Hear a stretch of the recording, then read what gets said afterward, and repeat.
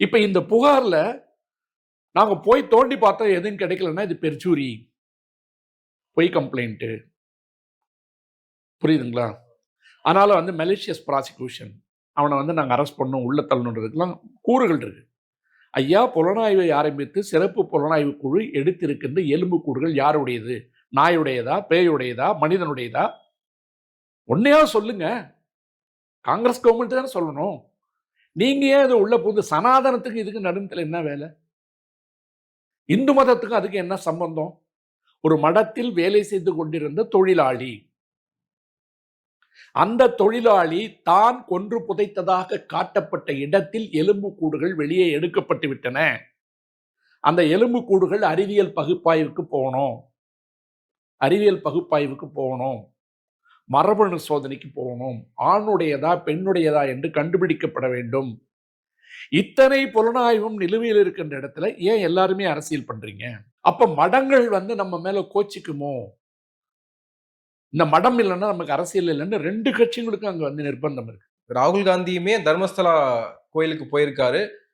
பிரச்சனைக்குரிய நபராக சொல்லப்படக்கூடிய வீரேந்திர ஹெக்டேவையும் அவர் சந்திச்சு பேசியிருக்காரு. அந்த போட்டோக்குள்ளே இணையதளத்துல. அதாவது பாலாஜி, நான் என்ன சொல்றேன், ஒரு தேர்தல் பிரச்சாரத்துக்கு வரும்போது நரேந்திர மோடியா இருந்தாலும் சரி, அமித்ஷாவா இருந்தாலும் சரி, ராகுல் காந்தியா இருந்தாலும் சரி, நீங்க சாதாரண பஞ்சாயத்து தேர்தல்கள் முதல் கொண்டு எம்எல்ஏ தேர்தல் வரைக்கும் போனீங்கன்னு வச்சுங்களேன், போகும்போது ஒவ்வொருவரோட ஜாகிரபியும் உங்ககிட்ட இருக்காது, கூகுள் மேப் இருக்காது. போன உடனே, ஐயா இங்க வாங்க, இந்த ஊர்ல ஒரு பணக்காரர் இருக்காரு, ஜமீன்தார் மாதிரி அவர் சொன்னார்னா ஒரு 5000 ஓட்டு இருக்கு, நீங்க அவர் வாட்டி பார்த்துட்டீங்கன்னா அந்த 5000 ஓட்டு நமக்கு தான் சொல்லி கூட்டு போவான் கட்சிக்காரன். அவர் உடனே ஒரு போட்டோ எடுத்துப்பார். அவர் குற்றவாளியாக இருந்தால் அந்த குற்றவாளியை பார்க்கறதுக்கு இவர் ஏன் போனான்னு கேட்டா, மோடிக்கும் பொருந்தும், அமித்ஷாவுக்கும் பொருந்தும், ராகுலுக்கும் பொருந்தும். அது தேர்தல் பரப்புரை. அந்த தேர்தல் பரப்புரையில வந்து இப்ப வந்து ஒரு பெரிய பிரச்சாரம் போயிட்டு இருக்கு இல்லையா, இந்த மாதிரிலாம் நடந்து போச்சுன்னு இந்த நேரத்தில் போனார்னா குற்றம். ஏனென்றால் ஒரு குற்ற புலனாய்வு விசாரணை நடந்து கொண்டிருக்கின்ற இடத்தில் அந்த குற்றவாளியை காப்பாற்றுகின்ற நோக்கத்தில் நீங்க போய் ஒரு வெளிச்சந்தரிங்கன்னு ராகுல் காந்தியவோ, மோடியவோ, அமித்ஷாவையோ சொல்லலாம்.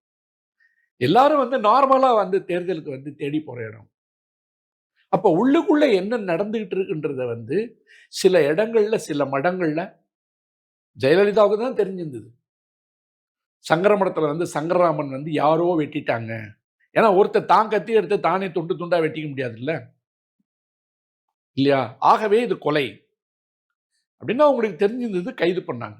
எல்லாருமே ஜெயலலிதாவா இருக்க முடியாதுன்னு இல்ல, நான் என்ன சொல்றேன்னு கேட்டீங்கன்னா, அதுக்கு இருக்கிற உட்பகை, அதுக்கு உண்டான காரணங்கள், இதை வந்து வேற கட்சி வேற ஆட்சி இருந்து என்ன செஞ்சிருந்தா என்ன நடந்திருக்குன்னு யோசிச்சு பாருங்க.